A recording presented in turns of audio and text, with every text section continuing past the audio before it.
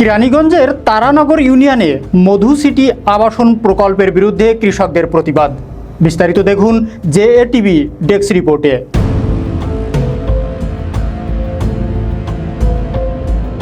কেরানীগঞ্জের তারানগর ইউনিয়নের কাঁঠালতলী গ্রামে সাম্প্রতিক সময়ে ভূমিদস্যুর বিরুদ্ধে এলাকার সাধারণ মানুষ এবং কৃষকদের প্রতিবাদ ক্রমেই জোরালো হয়েছে। মধু সিটি আবাসন প্রকল্পের জন্য 3 ফসলির কৃষি জমি মাটি ভরাট করা হচ্ছিল, যা স্থানীয় কৃষকদের জীবিকা বৃথা করে দিচ্ছিল।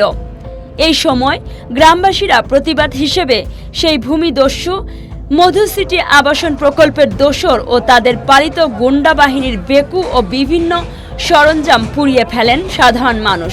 আজকে মধু সিটির আসলে জনরোষ, এখানে সম্পত্তি যাদের পৈতৃক সম্পত্তি তাদেরকে জোর করে এখান থেকে উচ্ছেদ করে এই মধু সিটি জোর যুবক আওয়ামী লীগের পিরিয়ড থেকে এই পর্যন্ত চালায় আসতেছে।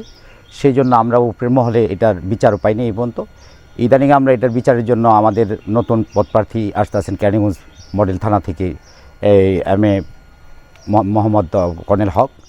ওনার কাছে আমরা যখন প্রস্তাব দিলাম তখন বলল যে আপনারা এটা ভাঙ্গা একবারে উঠাই দেন, যা করার আমরা করব, আমি দেখব এটা কী করতে আছে। কোনো অবৈধভাবে কোনো সিটি চলবে না, এই কেরানীগঞ্জে অবৈধভাবে কোনো সিটি চলবে না। এটা কোনো বিএমপির কোনো এখতিয়ারে নাই, এটা তারেক ভাইয়ের আপনারা যারা সৈনিক আছেন সেই হিসাবে আপনারা এই কাজ করেন, তার কারণে সেটা বদনাম হচ্ছে তারেক সাহেবের।